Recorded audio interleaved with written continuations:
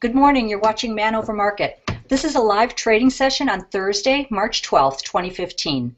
It's 10 a.m. Central Daylight Time. Lewis Borsellino, author of The Day Trader, From the Pit to the PC, will be sharing his charts and proprietary indicators during the session.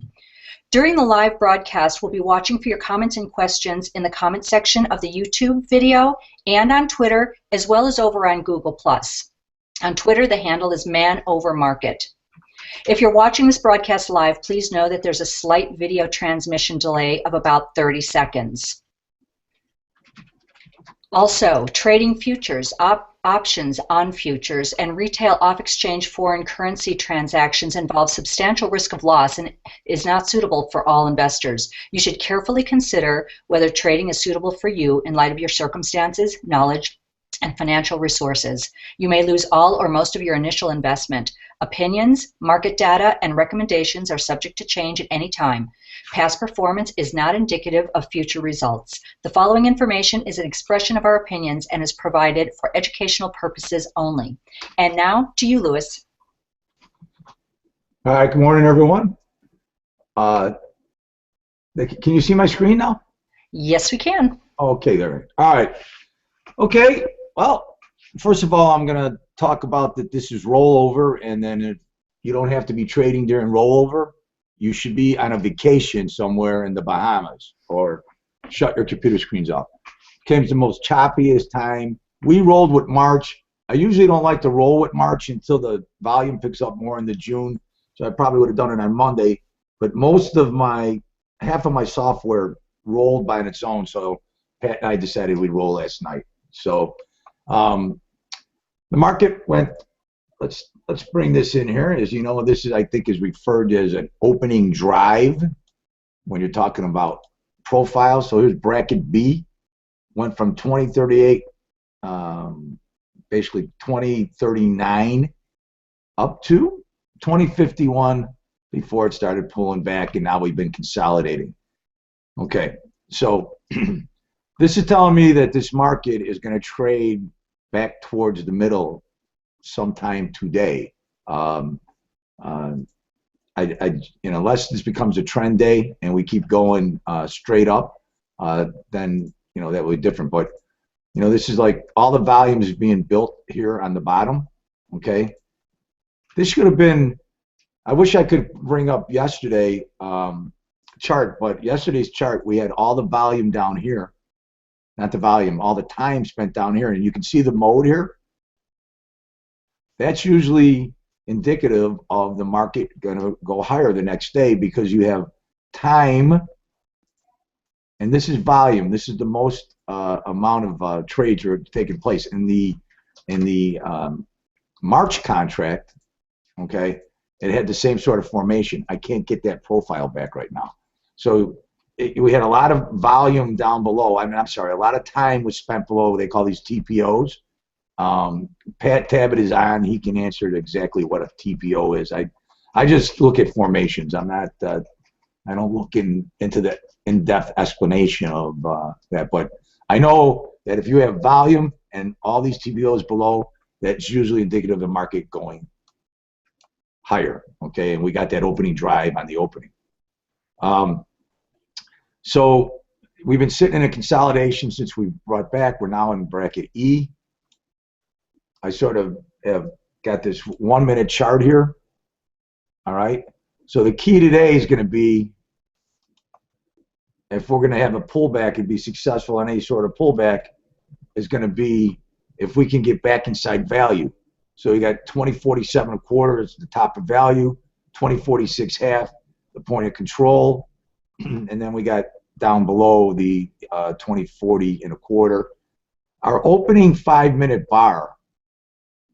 The high was 2044.75 and the low was 2039. So that's a big opening bar. Bull bear zone way down below. Okay. So what's telling me right now, I have to, if you're I don't know, we have a down bias on the day, but my pivot's in a buy.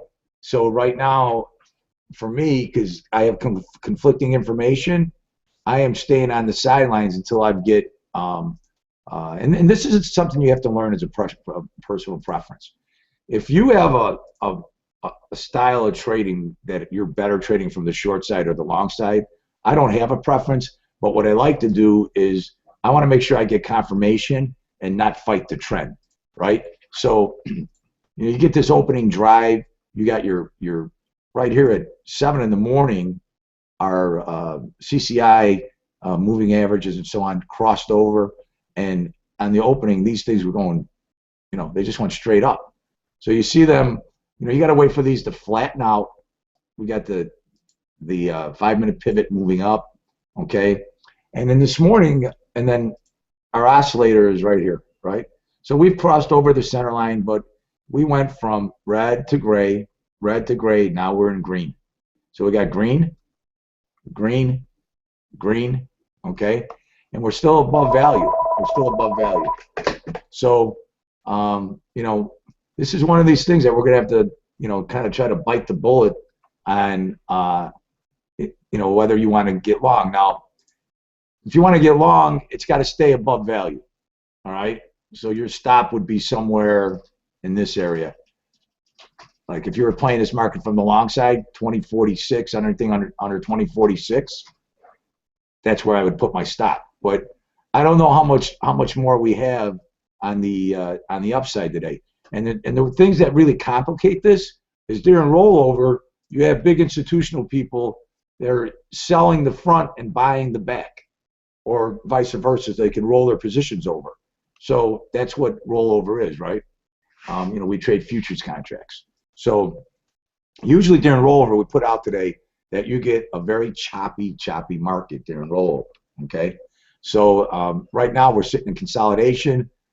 When you see that these moving averages get this far apart, it means the market's just a little overdone. So, it got overdone up here. You saw that it's overbought when you're looking at my arrow here. But right now, you gotta, you're either playing the market from the long side. If you're a bear, you're sitting on the sidelines because you have no confirmation that the market could be moving back towards the middle yet. Okay, so this is my little 1-minute chart. Okay, I've kind of drawn in what I think the consolidation is going to be. So above this, it should rally. Below this, it should break. So, that's what I'm looking at right now. If you didn't catch the opening move, all right, then you should be just kind of sitting on the sidelines until there's a confirmation of what's going on. Okay, here's our cash chart. It wasn't overly active this morning when it came to. So when I look at the opening, we got this gap opening and then went higher a little, but it's kind of been like, moving down ever since, right? So not a lot of buying in the cash that you would expect if it was going to be a trend day. So just throwing that out there. And then the Nasdaq tends to be is the weaker of everybody. You got the Dow up 152. We're up 1,700, and the Nasdaq's up 10. And it was the last of the indicators. I mean, the last of the indexes that turned to a buy. So that's what I'm looking at right now. It's just kind of hard if you didn't catch the opening. It hasn't given you much of a chance to get back in. I mean, if you look here, all right, you could have bought, 7 even 7 quarters, and you'd have made about 2 points. I mean, so like I said, after this opening drive, it really has kind of been just sitting in the range. We did have. So what I've done also is one of the things that I do is here's the June chart, right? So this has gone into this when it on the opening went through here. I had this up. That's when I took my I stepped back and said, well, let's see what happens. Then I went to this next area, this 53 1/4, and it tested the top of this resistance zone. So Now that's sitting inside its little band. So, I kind of kept these side by side to give me an idea of what the back month, it's now the back month, was doing, so I can keep an eye on that. So that's what we have right now, and it's kind of hard, when we have a down bias and the market, had an opening drive right into it. So, that I'm just sitting here on the sidelines, and like I said, I don't know how much more we have on the upside. It's going to have to consolidate some more before it decides if it's going to break out. Any questions out there? Got a question here. Okay. Can you explain what the longer-term traders might be doing?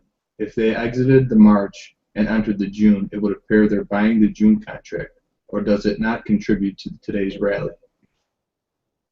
Right. So if you have the longer traders that are still want to be long, that means they have to sell the March. They got to get out of their March position and roll it over to the June, and so they'll be buying the June. So that's exactly what happens, and that means they want to stay in their position. And then you have the people that are, well, let me see, if they're long the March, if they're long the March, long March, they have to sell their March and buy the June, and if they're short the March, they got to buy the March and sell the June. So it could be just whatever they are in the June contract, they have to do the opposite, and they try to do it. There's usually spread paper that gives you a range where the spread's at, right? So they try to do it within the spread, so it doesn't cost them that much money. You can see we're getting to the top of the range here, and see if there's enough emphasis to bring us rally. Now we're at the top of value. Based on the opening range, 1.5 times the range would be 57. So that would be the target on the upside, 57. So one of the targets. You got this high at 52.30. All right, that would be another target. You got some high volume nodes here at 53 to 52.75. See these red dots here? So the red lines. So we got, right now basically my thoughts, I'm on the sidelines for right now.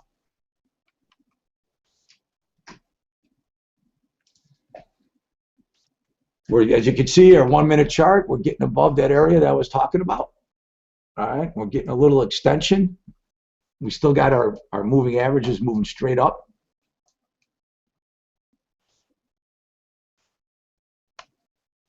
See if the cash is going to continue going.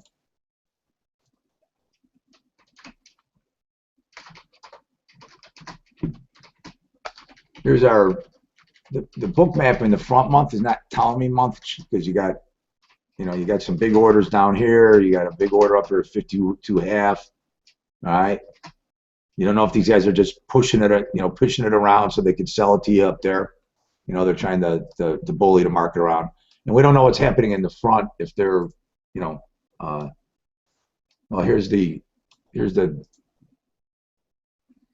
that's the June contract. I'm sorry, the March contract getting above that area I was talking about, the 57 quarter area. Okay. So you got a bunch of tops right here at 57 to 59 or 59 in the front.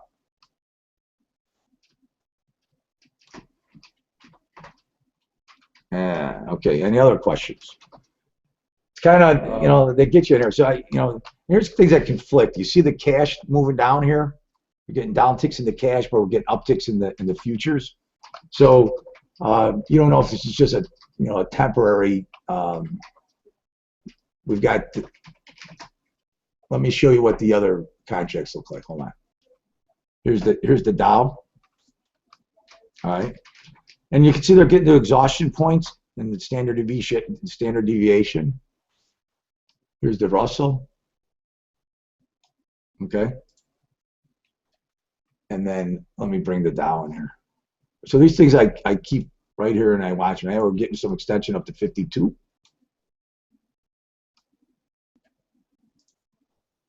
And then here's the Dow. So exhaustion. I don't know if it's done or not, but you can see that the CCI is above the overbought. This is not. This is just approaching it. It's above the first line in the overbought. So. Another question? Go ahead. What's a high volume node, and how do you use them to trade? Okay. So in market profile, when you're trading market profile, okay, they talk about, and you go to our site and register. There's great tutorials on the site about profile. So if you take a look at these red horizontal lines, okay, and there's a number next to it, that means that 391,000 contracts traded at this price right here, okay. That would be a high volume node. See how it sticks out further than this one? This one has 256,000 contracts traded. Okay, so that's what a high volume node is. If you look down here, look at in this area from 2048 down to 2047. Here's 248,000 contracts. I'm sorry. Down here we had 407,000 contracts traded at that price. So that's what we talk about as a high volume node. Let me see if I can find a, here's one right here that's only 218,000. So that'd be a low volume node. Okay. So it's the amount of contracts that trade at a price. Yesterday's low, okay, stopped right here at $188,000, 188,000 contracts. So when you look at high and low volume nodes, they become attractors. Everybody, they either and they think that the market profile people say when you get to a low volume node, it usually is going to stop the market, and they become attractors. So like right here, we're seeing that 2053 is a high volume node. This becomes an attractor that we believe the market will get back to there. So that's the difference between a low and high volume node. They're asking what are you using for the market profile? What software? I'm using Inside Edge. Inside Edge, and the guy who developed it is a guy named Charlie Cochran. And so you know the difference between profiles. The profile was started and bought by the Merck from Pete Stottlemyre. Stottlemyre originally took market profile, and what he was doing is he was, and so you understand because we got some new people here, right?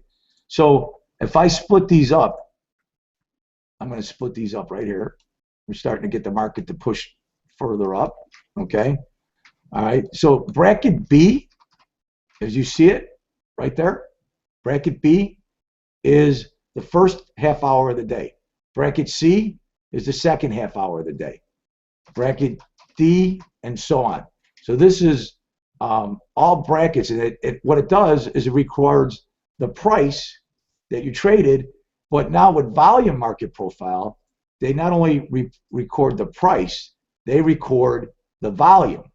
Now, to me as a floor trader, when I used to be on the pit, we used to like to see the volume. I could see it as they came into the pit, how many contracts were being offered and so on. So the difference in 2002, the Merck started printing their volume. They started printing the actual volume on the market with the advent of E-minis. You could actually see the volume that was being attributed at the exact price. Before that happened, you'd be standing in the pit, and you would make a trade. So the market's at 53. You'd say 53 trade. So at the end of the day, the Merck would add up all the volume. They'd get all the figures of all the trades that were done, and then what they would do is they would see what the range was, and they would say, okay, we had 200 ticks today range, and they divide that into the volume, and then they would come up with an estimation of at every price how much volume usually trades per tick. And so then they would print. So during the day we would do an estimation, And then at the end of the day, they'd say, okay, there was 200,000 contracts traded. Well, now with E-minis, to the second, to the 50 millionth of a second, they can tell how much volume is being traded. It's being recorded. And so what Charlie did back in 2002, he started adding volume to his price. So this is what is known as a volume profile chart. Like I said, go back on the chart, go back on our chart, I mean on our website, go to the back under education, and then you'll be able to, and Anthony, Anthony already put the link up on Twitter, and you'll be able to go there and you can see the difference between volume profile and how we use it. Okay. Is there another question? Typically, are you better off executing at low volume nodes or high volume nodes? It depends what your position is. If you were long and you were looking at this 3 even area now, you would be going, okay, this is a good target. I'm going to get out at 3 even, right? Okay. A lot of times you want to exit at low volume nodes also, or enter. Like down here, when we were talking about yesterday morning, or yesterday when it made the low at the low volume node down in here in this area, okay, you would be wanting to, you think the market's going to stop there because low volume nodes tend to stop the market in its direction, right? So it depends what your position is and where the markets come from. I mean, you can't just say, oh, here's a high volume node, I'm gonna get long or short. You have to use it in context of where you are now, what your position is and what you're doing. You can't just say, all right, I want to get in here, get out. So like I said, when I'm looking at this stuff, I use it in context with a lot of different things, right? I look at, all right, we've reached a high volume node, it's an attractor, we're already reaching the overbought area here, okay? Is this going to flatten out and turn around? These are, starting to back off a little. They're not straight up anymore. Will the market pull back from here? I've got it reaching my standard deviation here. Also reaching R1, R2, 2053.75. So will the market just blow through there? I don't think so. I think we'll get a little pullback. But these are the different things that you look at. Like I said, when it went to this high volume node, will the market back off from there? Those are the kind of things that you have to ascertain. All right, I'm looking here. Was this a big push up? I got some exhaustion dots here. All right, I got the cash ticking down a little bit. So I don't. It's not that cut and dry. Do I just execute at a high volume node? So I hope that it explains what I'm talking about. When are you going to start your own trading room? We're dying to know. My own trading room where people could be in at all times. We've got some things in the work. We're not exactly sure what we're going to do, but I can tell you that it has to do with having a platform that allows us to share our indicators and have people who want to be in the room also and want to specialize in other. See, the stuff that Pat's developed, and I've helped him. Pat's the technical guy. They work on everything. We just if they're a commodity, if you want to be an oil trader, you want to be a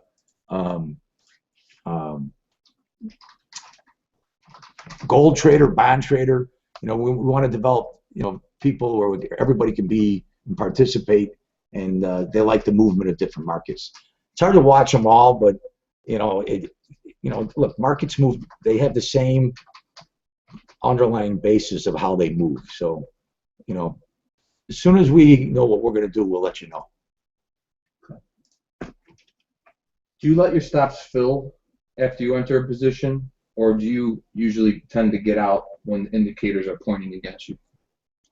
Well, no. I mean, if you look, I talked last week about the value of a plan, right?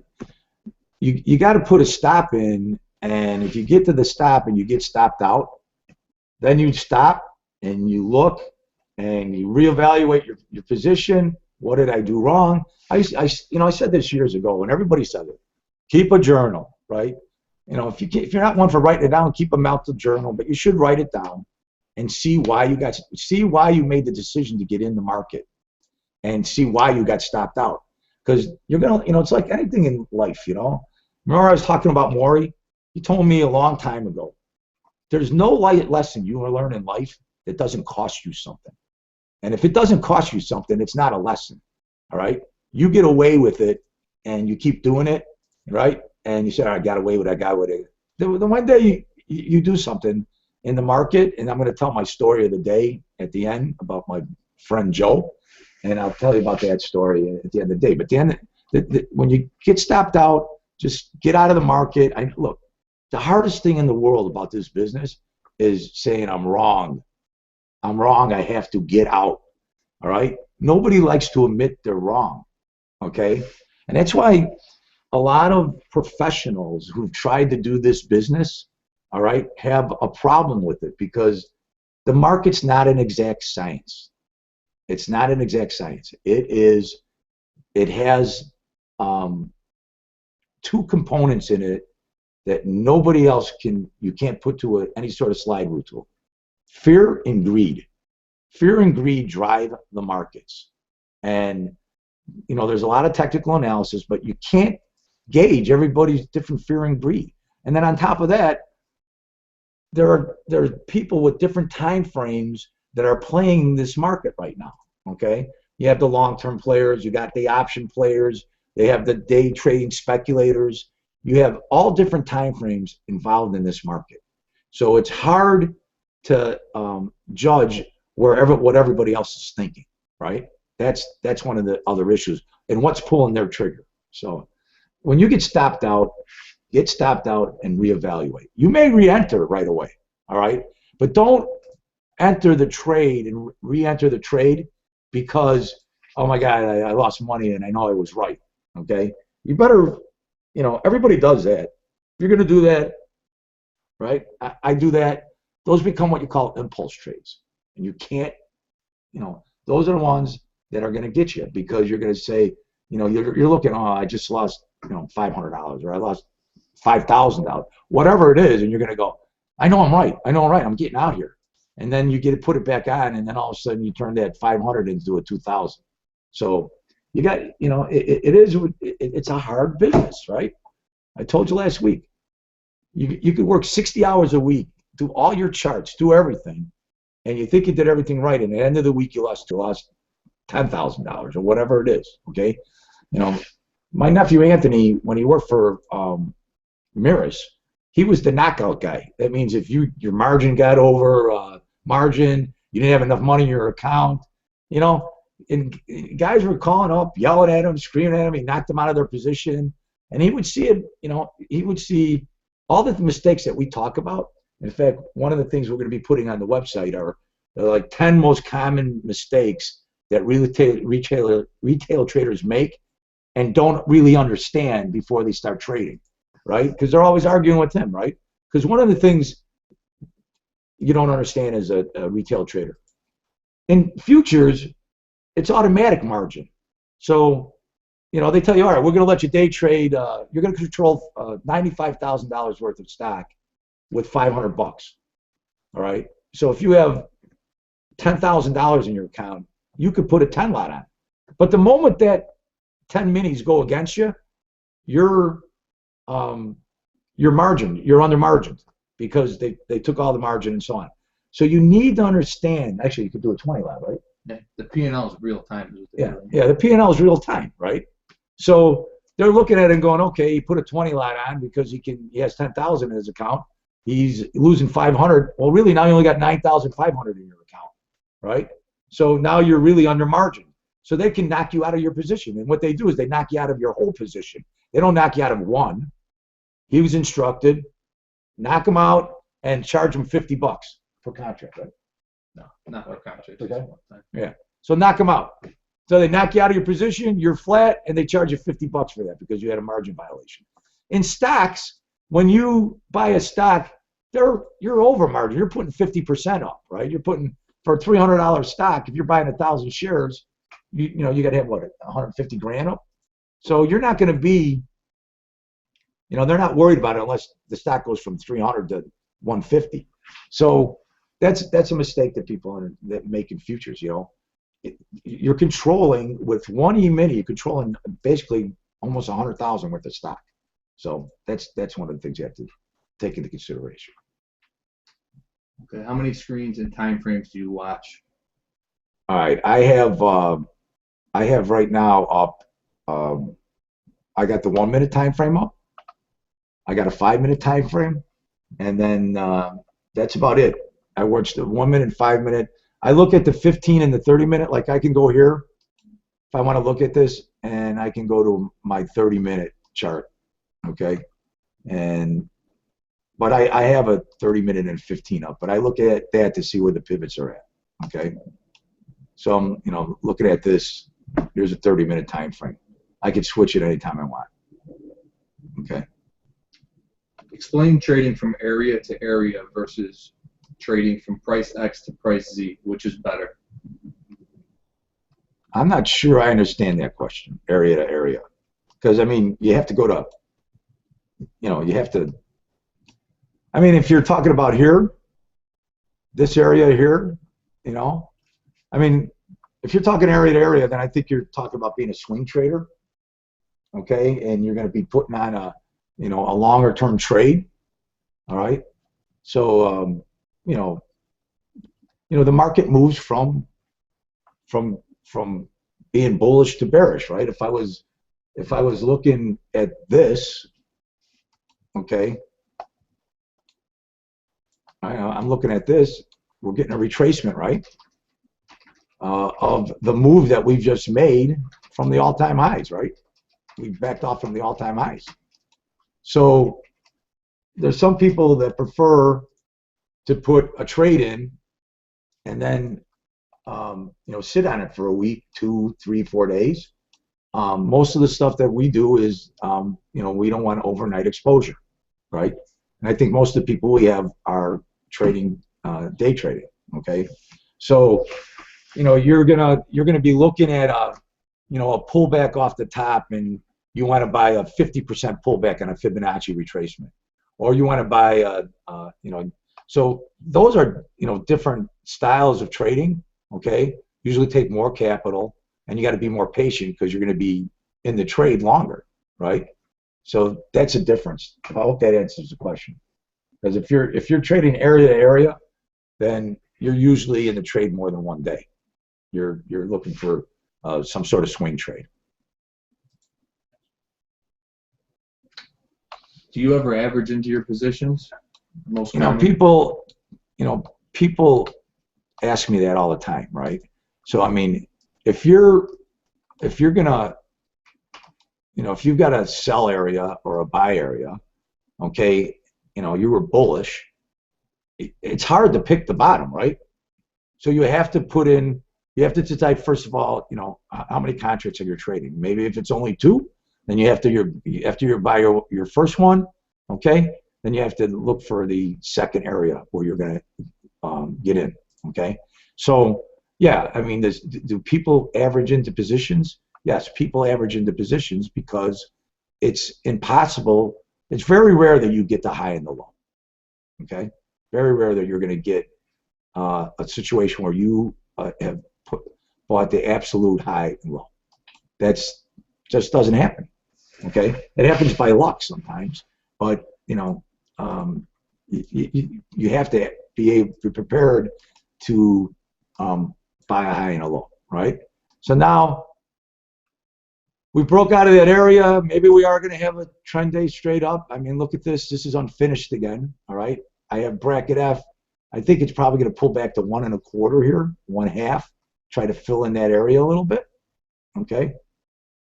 All right. So, that's. Can you elaborate on the unfinished? All right. See, when I look at tops and bottoms, see this EF? There's no tail on top of it. Let me see if. All right. So like here, this is even unfinished to me, means that this had this is a too long of a tail. It's got to be like, see, I have 4 here. It went from 4 to 2 to 1. instead of going from 4 to 3 to 2, and then probably a 3-tick tail or a 2-tick tail, right? So, like, for sure, this is a big buying tail right now, but this is going to be unfinished. Sometime we're going to come back and we're going to fill that in, okay? So, like here, take a look at this top right here, all right? So we had BCH 3, BC 2, 2, 1, 1. That looks like a proper tail to me. All right. See how that finishes? It went from 5 to 3 or to 4 to 3 to 2. I'm talking about letters next to each other. Then 2, 2, finished. Okay. So this is telling me here this is unfinished. Now, the problem with market profile and having unfinished is will it happen today? Will it happen a week from now? All right. Will it happen a month from now? Right. You know, when I look at this down here, this looks unfinished to me. So, and during the rollover period, you're going to get these whippy moves where you're going to have a couple, 2,000-3,000 point moves up and down in different days because they're rolling their positions. They're rolling the positions. So they affect the volatility of the market. All right, so now if you take a look here, let me open this up. All right. And here's the problem with overbought and oversold too. Markets could stay overbought for an hour, 2 hours, several minutes, and it could move 300-400 points even in that direction, right? It can do that. So it's just alarming you. It's not like, okay, it's overbought. Okay, I want to sell it up here, because it can be overbought and spike up to 56 still. It's just telling you that the market's overbought. It's an indicator. It's just an indicator. It's not. It's an indicator to alert you to what's going on in the market. Not, okay, it's time for me to get short. Okay, it's just, it's another tool that you have to use. Okay. So this got to the overbought, it's backing down, we'll come down through here, okay? The key is, do we go from overbought and then do we come down in here and cross the center line? Like here we crossed the center line and then we went right back above it. And this is when we had the pullback. You can see here, right, the corresponding, we came over here, we had a pullback and we crossed over here and it was that back into the top of value. So that was the overbought scenario.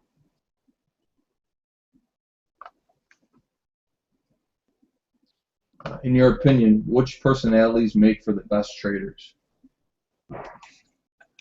I said this last week when I was backing kids on the floor and stuff. Of course, look, there's no substitution for intelligence, right? I mean, intelligence is key. But when we were on the floor, I looked for a bunch of kids that were ex-athletes, all right? And if I could get an ex-athlete from Northwestern and, the others, not that, like I said, intelligence is key, but the real key is can I teach you the rules, and will you be disciplined enough to follow the rules, right? And if a kid was a successful athlete, played at high school, college, all right. Some guys who, we had a lot of guys on the floor, both the Board of Trade and the Merc, where, Johnny Musso played, running back for the Bears and the Italian Stallion. That's what he was, the original Italian Stallion before Rocky made it famous. All right. He was at the Board of Trade. Okay. We had a lot of kids who came from Northwestern, or basketball, football players, soccer. We had all kinds of kids. Those people are already conditioned to be disciplined, right? They get up and run. They get up and they train. They eat the right foods. They're not, I can tell you the personalities that are the least successful. The compulsive, obsessive, I have to do it one way, 100 degrees. This is the way I'm going, right? Because you can't be that personality, because markets go up and down, right? So you gotta be able to be able to admit when you're wrong, be able to get out and accept, right? Accept defeat, because that's what happens when the market goes against you. You're accepting defeat, right? Now, do you have the ability to bounce back from making a bad decision, or are you going to be like a deer in a, like a scared deer in the headlights? Are you going to freeze? Those are the things, because there are no traders that are always right. They're not all right. So you got to be able to handle the stress factor. And I think there's other things that contribute to it. If you're a young kid, living at home, and your parents are covering your bills, and they're saying, go ahead, give this a shot, you got less stress in your life. But if you're a person who has to make a living trading, all right, and you got a wife and a kid, and this is what you're doing, this, this is your new income, all right, and you're starting later in life, it's harder because you're starting from a different spot. It's amazing when I look at our demographics and I see that, first of all, 92% of the people are men. Second of all, 50% of them are older than 45 and over. So that's telling me I've got a lot of older guys who are either retired or have some dough with extra time to try to learn this game, or they've been doing it. They're ex-floor traders that are made a transition. So that's the key to me. For a personality to be successful, you got to be able to accept defeat. You got to be able to say, okay, I was wrong, I'm getting out, and that's what I have to do to get out. So I think that's the key, and then be able to bounce back from that. I said it again last week. I got a couple phone calls from people who used to tell me, I am a great gambler in Las Vegas. I go, okay, that's good. That has nothing to do with what I do, all right? I mean, we're making people want to say this is gambling, but we're making educated gambles, educated guesses. We're not, otherwise, you know what to do? Start your computer up in the morning, flip a coin, heads buy it, tails sell it. That's it. That's all you need to do. And then you don't need any trading systems, right? So. And I'll end up knocking you out. My nephew, he just said he's going to jump on me and hit me. You wouldn't hit me, your uncle, would you? So that's the, and you violate, look, I'm not going to say that people don't violate the rules. I violate the rules. I was screaming at myself the other day. I wanted to throw the computers out the window, And this is the nice thing about teaching somebody, He said, when the markets do this, you shouldn't do that. And when you tell him something, all right, and he's listening because he wants to learn and he's been in it, he goes, hey, you told me when this happens, don't do that. I go, yeah, you do that. I don't. So you can't be that way. You gotta sit down and you gotta reevaluate what's going on, right? I put the screen up to show you what's we're above that area. We topped out at 54. Okay. We're getting a little bit of a pullback. Let me bring this back over in here. I'm terrible at this. God, I'm terrible. We're still in bracket F. Let me pull this up here. Right? I was thinking that bracket F will probably go down to 51.5. Touch this over here. Okay, we're at 52. And then for me, the bets are off.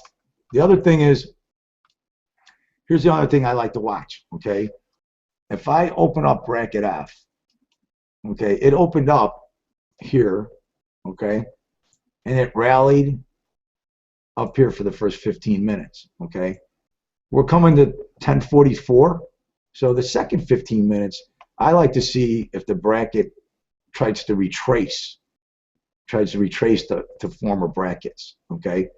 Because that's how you see a market start topping, because the market will start out and so if I look at right here, let's go to bracket E, D, C, right? So, bracket B, see this arrow? Open here, went to and closed there, okay? We look at bracket C, it opened here, okay? All right, that means it went down, opened there, and then it closed there, okay? Bracket D went down and made a low and closed higher. Bracket E did the same thing and closed up top. So, you know, I'm trying to see, as you can see, C couldn't get past D, D couldn't get past C, E can't get past D, F doesn't look like it's going to make it past E. So when you get this turnaround, you know, when you get one of these brackets that go and take out the previous low, all right, then the market's up to something. It could be doing a reversal at that point. So that's another thing that I look at when I look at these things. So it's no different than watching a candlestick. This is just another way of looking at it. You gotta finish your story from Tuesday. Oh yeah. So I was talking about Tuesday and the market started moving. What time is it? We still got time. I want to keep the market up. Okay. So I was talking about how when I was standing in the pit, I would see all these new traders, and they'd come up and they'd put their faces in my face, and they'd be standing there, and they'd have the new member badges. You know, I finally I would scream. I go, get out of my face! What are you doing here, right? So why I'm telling this story, I want to keep this in mind. All right. So see this, right? We're going right here. Now the key is, can we, cross over this center line, right? Are we going to get a crossover here? Okay. All right. And the moving averages, I mean the CCI, and these are a combination moving averages, are moving up still. They haven't flattened out, right? All right. So these guys are standing in my face, and this is going on for a couple months, So finally, I yelled at a guy. I go, "What are you doing? Why are you watching me?" He goes, I took the seminar here at the Merck, and the two guys who teach the seminar said, if you want to go see a good trader, somebody you want to be like, go watch LBJ in the S&P pit. So they were sending all these guys to look at me, and I didn't know it. Finally, when I saw Mickey Hoffman, who was the instructor, I went up to him and said, hey, stop sending those guys there to look at me. They're bothering me. And then I see them do stupid things, and I try to tell them, hey, don't do that. Don't do that, because, remember, it's a Shark Tank. Not Shark Tank. Well, yeah, it's the Shark Tank like Shark Tank. You have a new member badge, all the older guys are standing next to you, because when you bought the market, you were off the market. It was a dead winner for the other guy. So it's funny that that was the story I was trying to tell you last week. So we're still trying to get back through that 1/2. Let's see what happens with here if we're gonna violate the CCI, on the downside. 1/2. I mean, we're still above the 50.25 area. We're still above this. I mean, we'd have to move back inside here and to see if there's going to be any more consolidation. But now I got conflicting things going on with this unfinished top. All right, I got an unfinished top. We're moving back. If we move back in, toward, and then here's another, this is the premise of market profile, right? So market profile believes that that the market will return to the mean or the middle, right?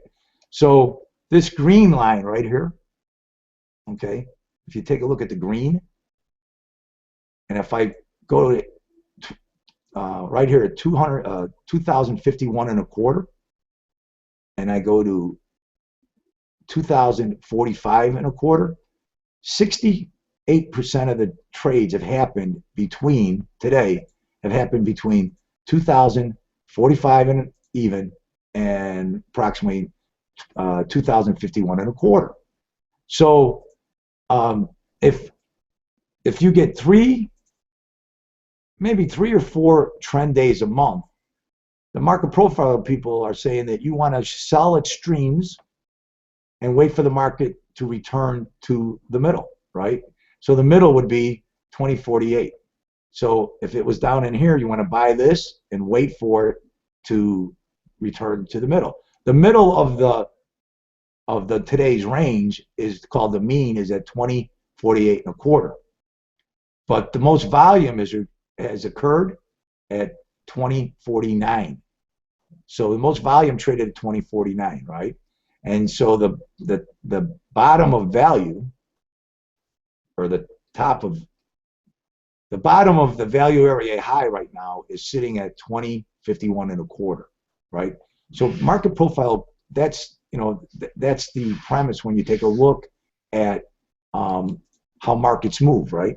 So the key here would be, will the market get back inside value and turn around today, right? Will it get back to the 2049 area, which is actually, when you look at the most volume is at 2049, it's still above the value area. Now the value area is the 68% of yesterday's range, okay? So when I go here, and we put value area low and high over here, we're giving you the value area of yesterday. So here it is right here, right? 20, right over here, 2047 basically.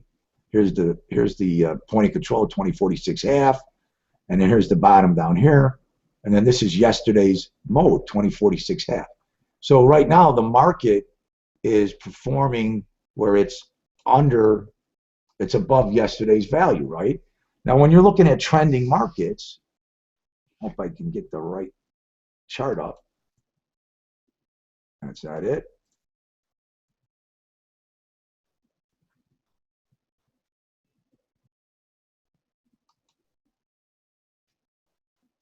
That's not it. I'll get it.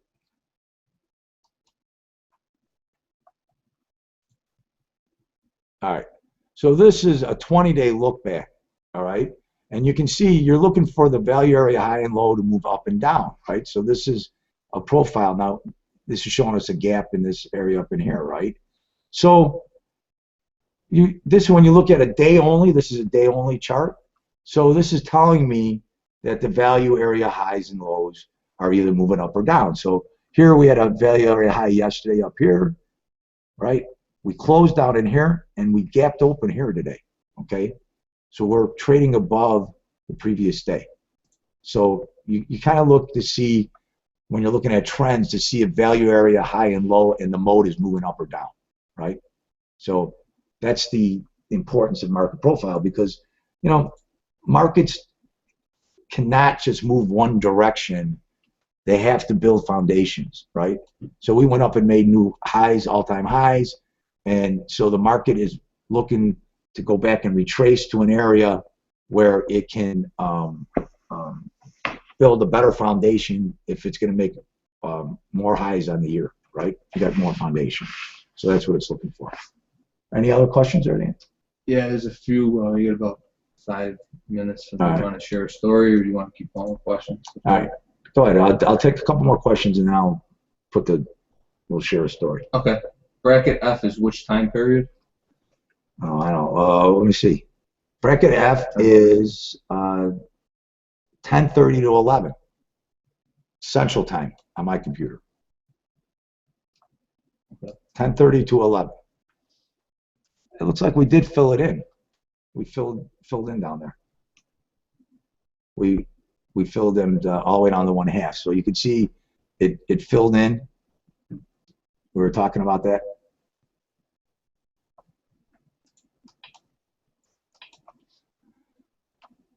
Okay. All right. So at 11 we will be bracket E. A, B, C, D. No, E, F. No, bracket G. I'm sorry. E, F, G. I'm sorry. Yeah, we'll be looking to be trading bracket G. So, all right. Time to go for the story. Any other question? There's a few. Go ahead. You guys can post these questions to Twitter, and we can answer them on Twitter also, any questions that we missed. So. All right. All right. So we got to stop sharing, right? Yeah.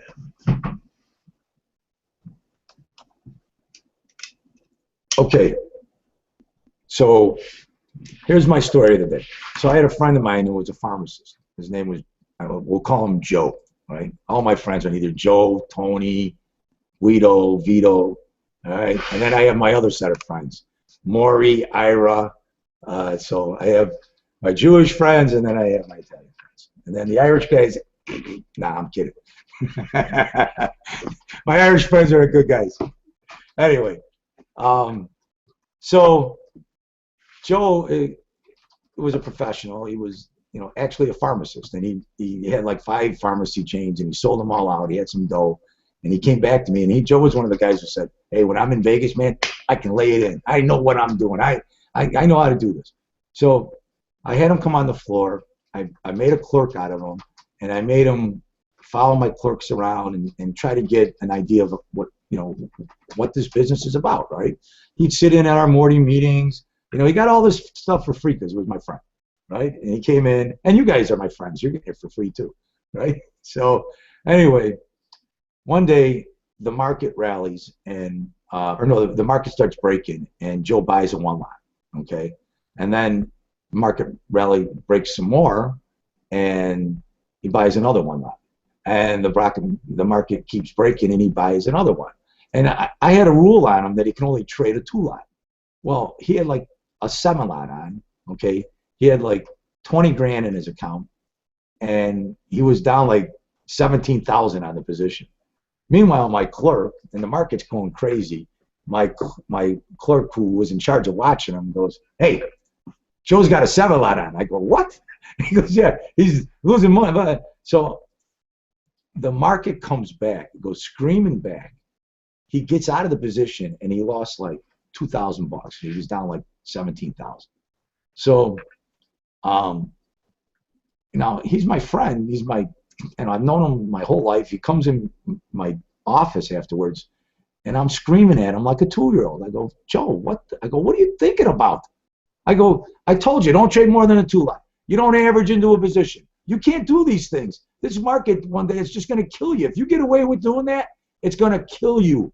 And he goes, I go, "What were you thinking?" He goes, "I was looking for the computer room so I could shut off the switch." He wanted to shut the Merc off. He was going to go shut off the Merc because he wanted to call an end to the trading for that day. I go, "Joe, you can't do that." Well, needless to say, Joe didn't last as a trader. It's a lot harder than he thinks. I think I told you a story about the guy that was the hairdresser out in California. Guy made $30 million trading stocks. He was a hairdresser, right? And he gave it all back in 2000. He gave it all back because he kept adding to his positions, and from 95 or 96 to 2000, he caught that bull market, and he thought it was easy. He was a one-way guy, right? And he caught that. Now, if you're a buy and hold guy, you better be in the market for 20 years. You're young people and so on. You're looking for your retirement plate. So there's a difference between people ask me, right? So are you averaging because you're averaging in a position where this is where the market should make a low or a high? That's okay. But if you're averaging because you're in a position and you're losing money and you're saying, okay, if I sell it here and it retraces, I'll be even, okay, that is the wrong rationale. The right rationale is this is a technical area where I want to either initiate shorts or initiate longs. That's the end of the averaging. So that's the end of that story. Any more question? Anything? Like 2 minutes here. Go ahead. Why 68% instead of 70%? I don't know. I didn't invent market profile. So mine is to just go with the herd, and 68%. That's the number they use. Okay. Is there a particular sign you look for on the chart when you think the market has bottomed? Well, it depends. So why do you want it to be bottom? Because you want to get long, or you're covering shorts, or whatever. I mean, it's that question. It can't just be answered like that. I mean, if you're short, right, and you're looking for an area for the market you want to cover, you're looking for points that could potentially be the bottom, right, and you're averaging out of your shorts. If you're looking to get long, then you're going to be looking for a support area, low volume node, old bottoms, an exhaustion point, and then I look at a lot of different things. I just don't look at one thing. So what you're trying to do is get consensus, low volume node, markets at exhaustion area, old bottom. What's the bias on the day? Am I long? Am I short bias? So those are the things that also go into the calculation. It's not just one. You have to take them all into account. Unless you're trading a computerized system, which is, giving you laws and averages and percentages, so this goes back to the person who wants to trade with areas, right? So, we're looking at developing trading systems, right? And the problem with trading systems is that, you have to use big stops because you're trading for the market to go from one area to the next area, which could take a couple days. So, and so what you're doing is optimizing your entry level with your money objective and where you're going to place your stop. So those are the things those are different. So there's not just one indicator that tells you this is the bottom or this is the top. So you're going to have to get used to that. You're going to have to look at the market, watch it, and I know there's I thought last week when I had asked, there was like 50% of you guys are part-time traders. This is harder for you. You better stay on the sim and better do other things so that you're understanding what you're doing. And if you're not watching the market and you're putting a trade on and going to work, then you're going to have to be a position trader that's looking for area to area. It's kind of hard to day trade this thing if you're not watching it 100%. During rollover, today's dome has close to normal levels of bids and offers, but very low volume. Is that just few people willing to cross the bid? I just think that's indicative of rollover. I think that it's indicative of the people that are involved are the institutional people that are rolling their positions, right? So these are the days that you get whipped around. I'm going to tell you right now, these are the days because it goes up here and you go, well, look at this thing's been going straight up. And the next thing you know, and I'm not saying this could happen today, the next thing you know, the market's trading lower, right? So, like I wish I could share my screen again, okay?